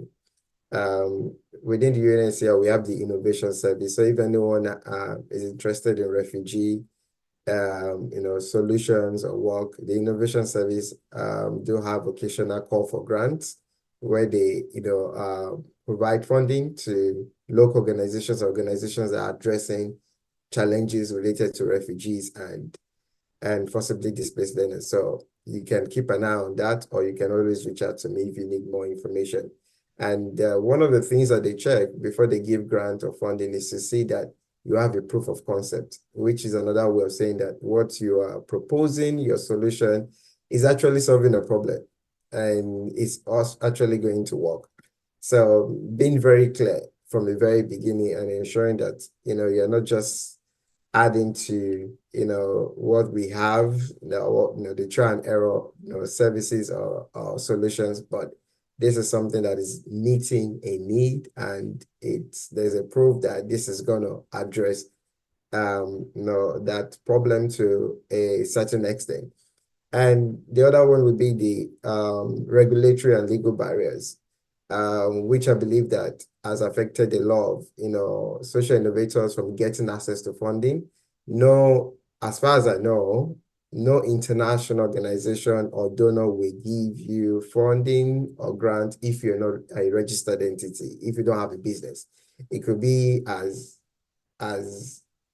you don't have to have a full incorporation, maybe just having a registration in a national, corporate affairs commission. So ensure that you have that business registration or a business name And then market challenges, which means identifying your target resources, also part of, in the program or products, development, stages, iteration, ensure that, you understand the market or the target audience. I think that would be quite very, very important. And as well as the skills. Skills are quite, are required. And as LUN is providing the opportunity of the data camp, take advantage of, building the necessary skills. You need to have the necessary skills, and then develop a sustainability plan from the very beginning. Sustainability plan also comes with, how do you intend to fund this project? How do you intend to scale this? And maybe this is just a tip from recent trends, from donor evaluation reports that have been opportune to read, or from conversations that I've been part of. No one is going to give you funding if you don't have a sustainability plan from the very beginning. I've been part of projects, including within the UN, where we develop projects and we don't talk about sustainability. And we are now struggling with it as an organization because the project has gone 6, 7, 8 years. I was like, okay, so what do we do? So have that, think about that. At this stage, it could be, how do you intend to develop? Is it a business model as entrepreneurs? Or, what are your scalability plan? Are you going to, build gradually? There are some people that will open it, let me use Nigeria, as Nigerians, we're quite very ambitious, which is good. And then you start a project, with limited funding and skills. It's like, I'm reaching out, this project is going to solve an Africa's problem. So we are, that itself is not a sustainability plan when you've not even covered your local community, but you're just beginning. So, be able to have that sort of plan in place, and that will convince anyone. And then networking and collaboration. You can't do it alone. If UNHCR, as a UN agency, we depend on partners, and we are being told by the senior management to get partners. So, collaboration and networking is key. Like the other speakers, you can hear about the exciting work that they're doing. Collaborating with them will make you go further and be able to avoid some challenges if you're going alone. So I'll just stop there. And I believe that it has reiterated some of the points already made. Thank you. All right. Thank you once again, Dr. Sheon. Thank you for that elaborate answer. And I think this will probably be the last comment now. All right. So that means, Engineer Andrew, I was told that our time is up. That means you are concluding for us, and ensure that you put some motivation there. All right. For people that desire to build up their skills, all right, they just don't want to maybe depend on existing frameworks. All right, please go on. Yeah, so I think from my experience, there's echo. It's for me. There's echo. Yeah. Right. From my experience, this is what worked for me and what I used. Everyone is trying to be or become sure of what they want to be. So if you're at a younger age or in your middle age, whatever it is, you're trying to identify or you're trying to achieve or build something. And again, we're trying to, right now, we have the societal pressure of trying to do everything really fast. But I don't know if this is a skill, but having or being somebody who's willing to learn and understand that it takes time to achieve things. So the willingness to learning something takes time. You have to open a book, you have to go out there and research. Personally, the way I learned, I didn't just identify that, oh, I want to be a robotics engineer when I was young. I spent a lot of time with people who were older than me and were running businesses. They owned business, and I wasn't related to them. I would force myself into those surroundings. People with gray hair. As somebody who was 13 years old, 10 years old, I would be around people with gray hair all the time, and I would be listening to their stories because I have nothing to tell them. I have no great story to tell them. So I'm forced to listen to their stories, their struggles. Oh my gosh, my business is failing. I spent so much money, I invested in this, and I trusted that person. So I'm learning I should not trust this, I should do this. This is not the business to invest in. even though I'm not thinking in that moment that I'm trying to learn from them, the willingness to be around people who have more experience helped me gain the experience without experiencing what they experienced.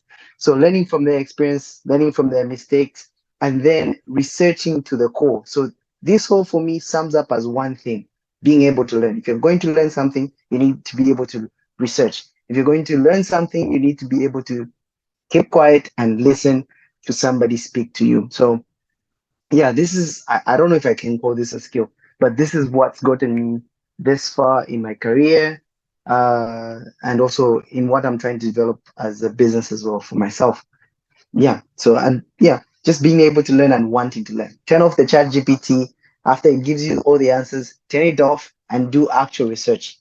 Turn off the TV, the mobile phone, and spend some time to listen to somebody who has something much more to say or has more experience in a specific field. It might not. It might be a doctor.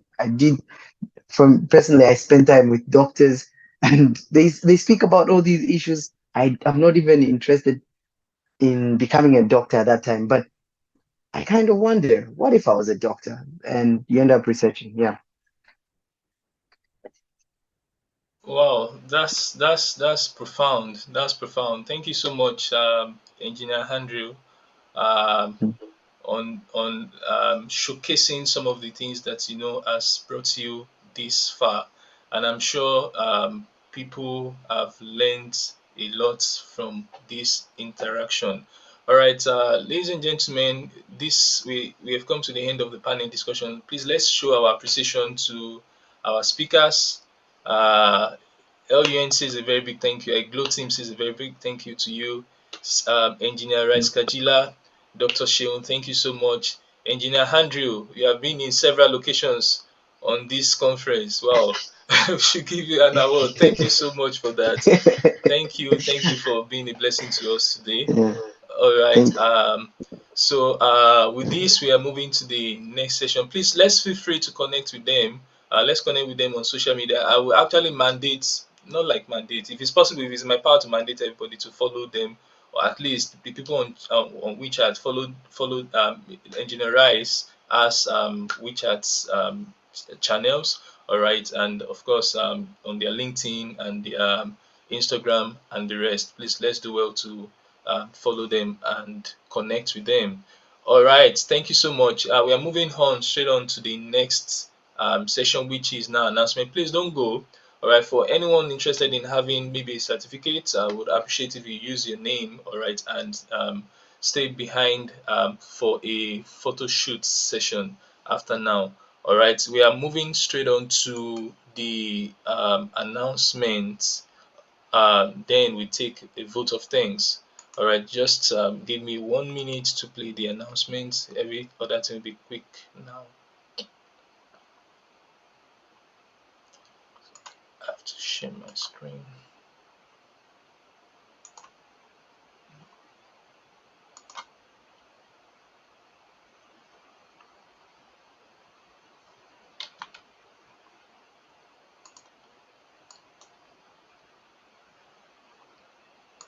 Thank you for joining us today. Here are some of our quick announcements. Do you have some suggestions on what we can improve in our next event? Please feel free to scan the QR code on your screen. We would also like to hear what you like about today's event. Your testimonies are our delight. Watch out for our next event in July 2024, the 6th edition of Love and Light Seminar. The theme is Agape Love Algorithm, and it promises to help you simplify how to apply love to your everyday life. Stay tuned on our social media for more details. Are you ready to join a thriving community of Love Umbrella Network members around the world? Become a part today by scanning the QR codes to join our WhatsApp and WeChat groups for more updates. You can also follow us on our social media handles for information on upcoming events and for more information about us.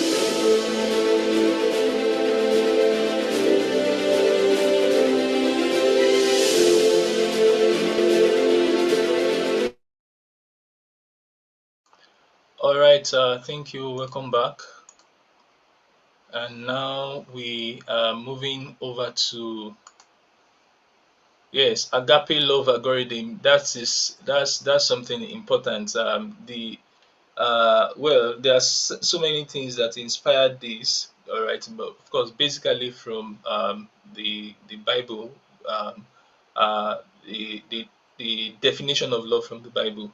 All right, but then the understanding that it is possible to be self-programmed, to program yourself. All right, such that you control the way you think, you control the way you act, you control the way you respond to things. All right, and you, in so doing, all right, you can be in charge of your experiences, all right, based on certain principles that you submit yourself to. So please watch out for more information about agape love algorithm. All right. I will at this point I would like to call upon engineer Kamati, Gaius Kamati, one of the men that puts this meeting together. All right. Please let's celebrate him as um, he gives us the vote of thanks. Engineer Kamati, please over to you. Thank you so much, Dr. Vita. I hope I am audible. Yes. There is an echo from my side, though. Am I still audible, please?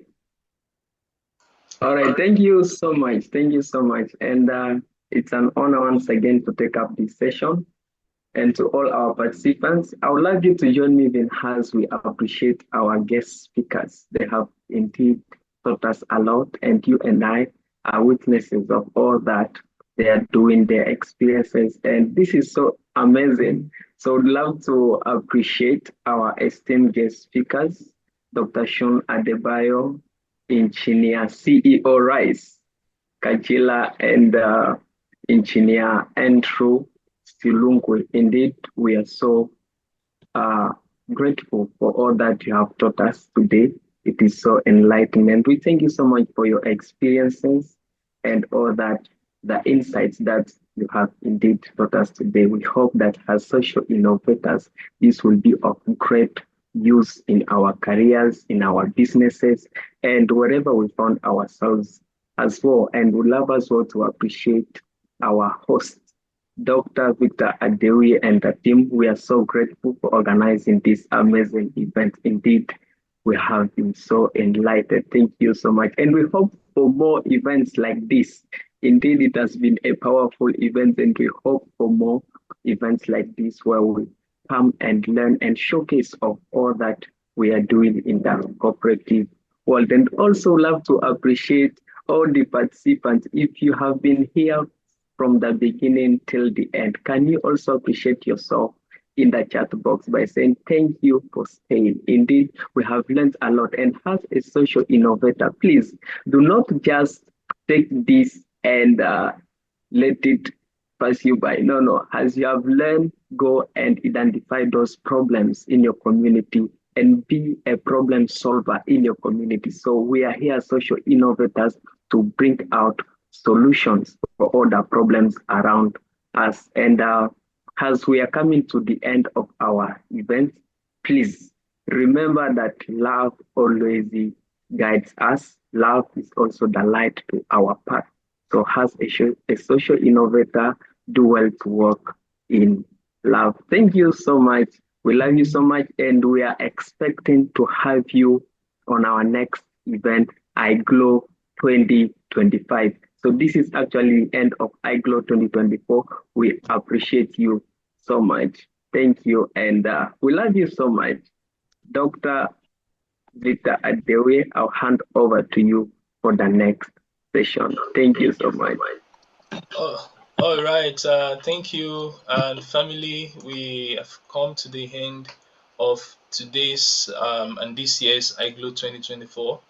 The next conversations will be with the people that are going for the data camp. All right, so in the next 2 days, you should get an email notifying you of the next things to do. All right, so at this point now, I would like to encourage everyone to turn on their videos as we take our a group photograph. All right, please, we can remove the spotlights. Okay, I think it's from my system. All right. I'm seeing a lot of people have not turned on. LUN Debbie, Genevieve, Olano, Chris. So that you say you were there. These are days when IGLOW is warming up.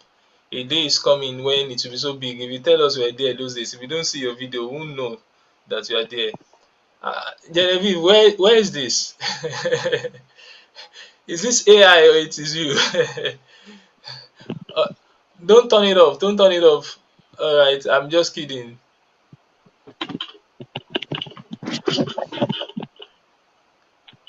Oh, Veronica, good to see you. Love General, good to see you. Cephas, good to see you. I thought I saw my co-pilot just now. All right, so we are just going to, and of course, I'm not alone, right?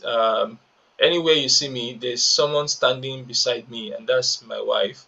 All right, she is the bedrock. All right, that I believe God used to start this project. All right, the Love Umbrella Network. It started with a focus on family. All right, then it extended to every other definition of love, which includes social innovation. And she's right there. All right. You want to say hello to everyone? Hello, thank you so much for joining. I trust the conference bless you. Please, everything you've learned, try to put it to action. Don't just hear and pass. Thank you.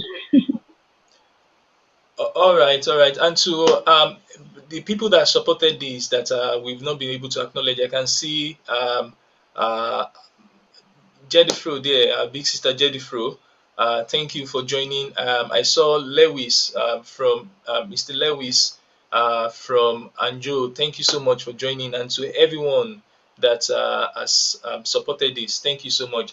All right, so to our team, please, we can just take a couple of screenshots and let's know when the screenshots have been taken.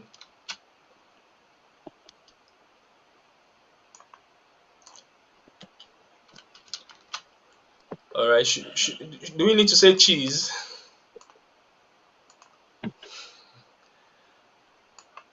All right, taking the first one here. Then the second page, you get to see.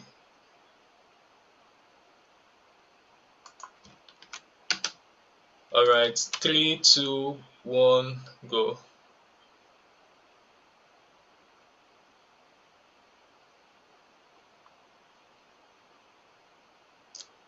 You know, some of us cannot. Personally, I can't hold a smile for a long time, but my wife can hold it for 1 hour. All right, I believe the screenshots have been taken. So once again, this someone is just turning. Oh, Mr. Praise, good to see you. We have to take this again.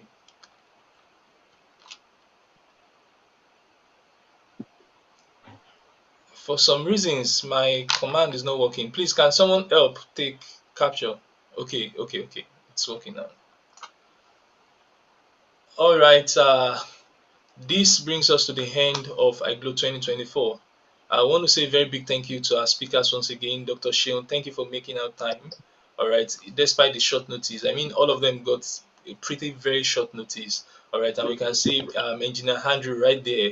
All right, I have admired him on WeChat channel, but meeting him, online, I have even the greater respect for him and for what he does. All right, and of course, my brother, Engineer CU. I think the only person that we've not met physically is Engineer Andrew, and hopefully, hope we can connect. Maybe when I stop by in Shenzhen, or if you come around to Changchun, please feel free to holler us. All right, ladies and gentlemen, this brings us to the end of this session. Please do well to follow us, and let's keep spreading love all around the world. See you at our next event. Bye.